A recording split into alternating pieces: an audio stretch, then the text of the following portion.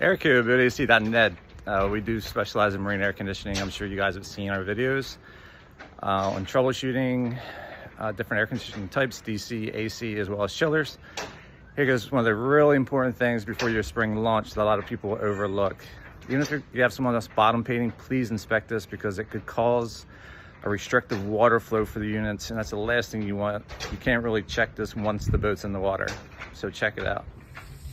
Okay, so one of the most important things when the boat is out of the water is the inbound through hull is just here for the air conditioning unit. You can see how it has slots in here, and that can build up debris and clog those once the boat gets in the water.